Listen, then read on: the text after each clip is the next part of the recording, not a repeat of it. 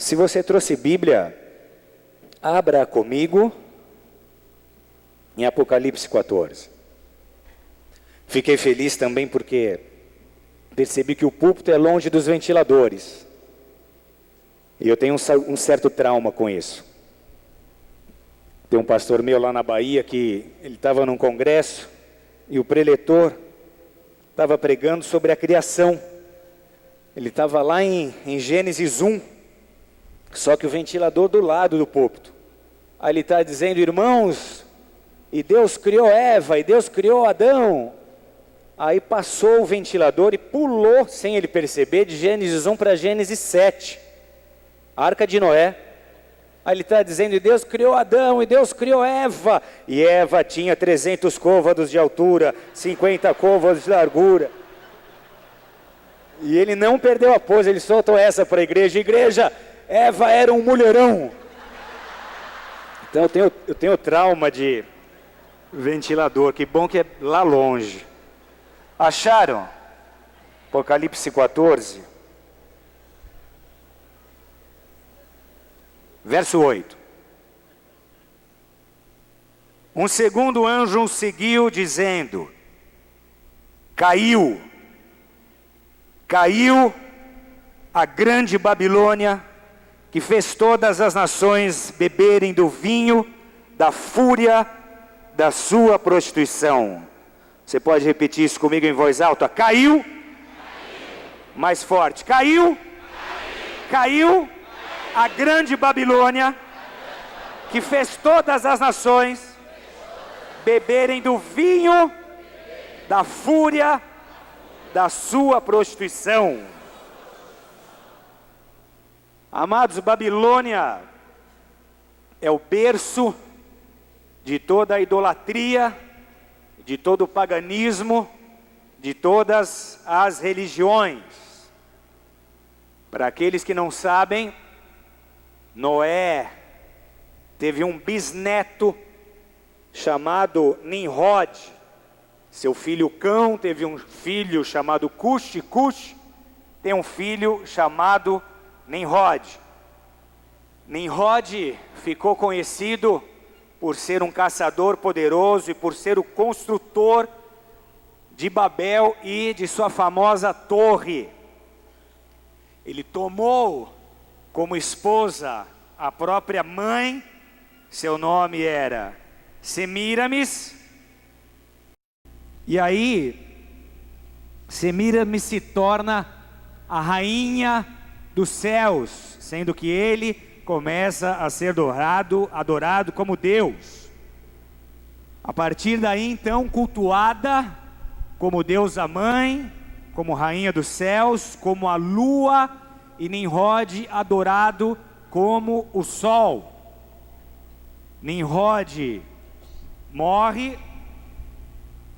Semíramis alega que ele havia sido recebido nos céus como Deus, e então ela o proclama Baal. E assim ela alega que ela também foi concebida imaculada. Ela alega que ela veio da lua, ela cria um misticismo em torno de sua própria pessoa. E a partir de então, ela passa a receber cultos e estabelecer um sistema de cultos que influenciou todas as religiões e todo o ocultismo hoje conhecido em nosso planeta.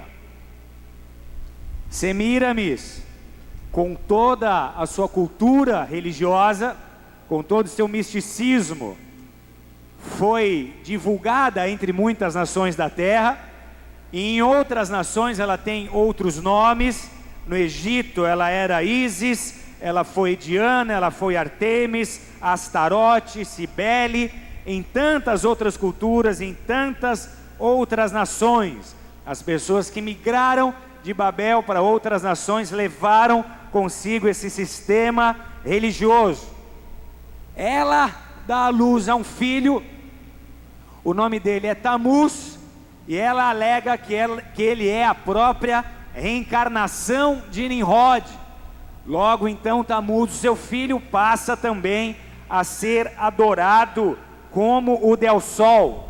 Então nós temos desde o início adoração à lua Semíramis, adoração ao sol Tamuz. Amados, a letra inicial de Tamuz é a letra T, e ela foi escrita como um sinal vertical da cruz, chamado Tau.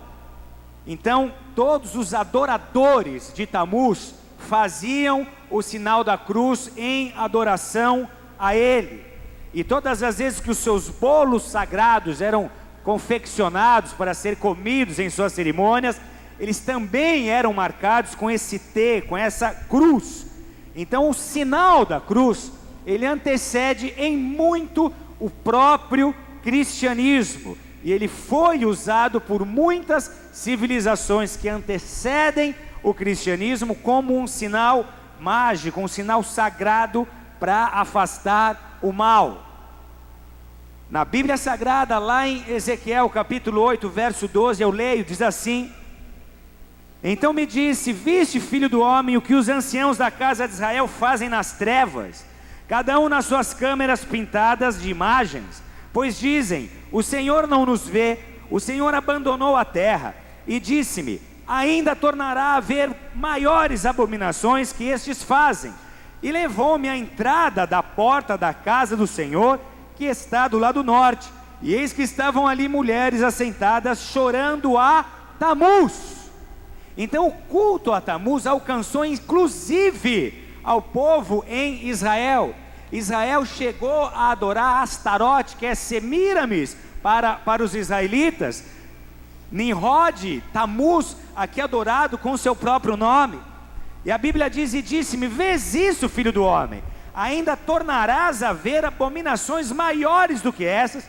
E levou-me para o átrio interior da casa do Senhor, e eis que estavam à entrada do templo do Senhor, entre o pórtico e o altar, cerca de 25 homens de costas para o templo do Senhor, e com os rostos voltados para o oriente, e eles virados para o oriente, adoravam o sol. Então esse culto que teve origem na Babilônia, ele foi absorvido pelas mais diversas nações da terra, inclusive por Israel, como nós estamos vendo aqui.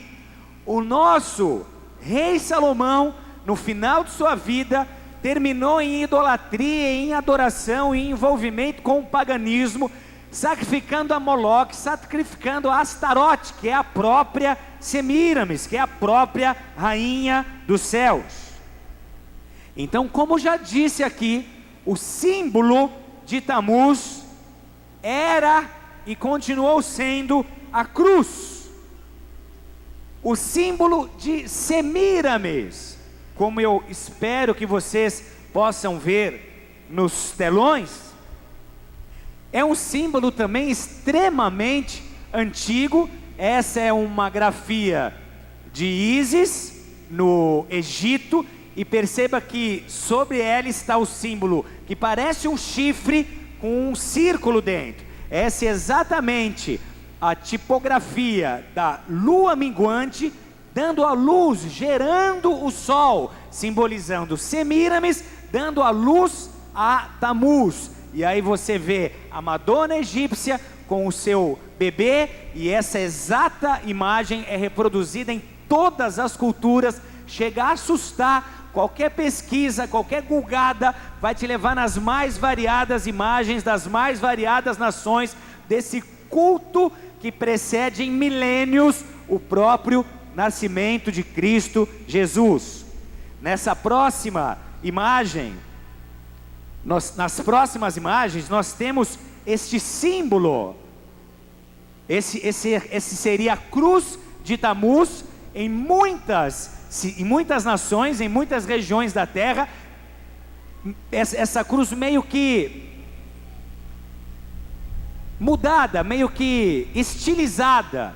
Então você tem essa cruz em diversas nações, não como a cruz que nós conhecemos, mas qualquer pesquisa te leva a fontes como essa, em que essa cruz foi reproduzida em muitas culturas e em muitos sistemas religiosos. Agora vê se você acha para mim da Semíramis.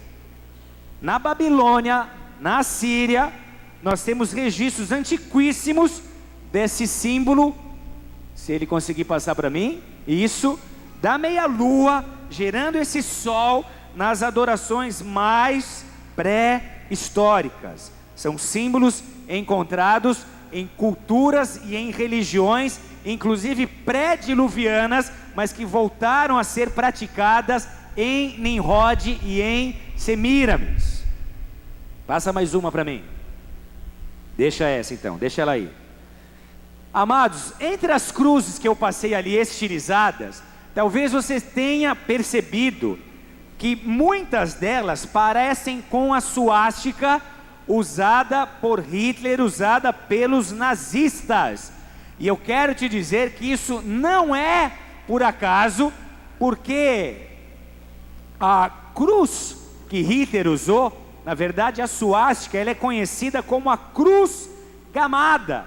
E ela também é um símbolo encontrado em muitas outras culturas, principalmente entre os hindus. A origem desse símbolo, na verdade, ele se perde em tempos imemoráveis. E o que eu estou querendo dizer aqui, e até o lugar onde eu quero te levar, é exatamente esse. Daniel tem uma visão, e nessa visão ele enxerga os 4 impérios destacados mundialmente. O Império Babilônico, onde esses sistemas e essa idolatria surgiu. O Império Medo-Persa, o Império Grego, e aí o Império Romano. E quando nós chegamos no Império Romano, você percebe que ele se divide em 2 pernas. E essas 2 pernas falam exatamente da divisão do Império Romano entre Império Oriental e Império Ocidental, entre o Império Romano e entre o Império Bizantino, entre Roma e a Constantinopla.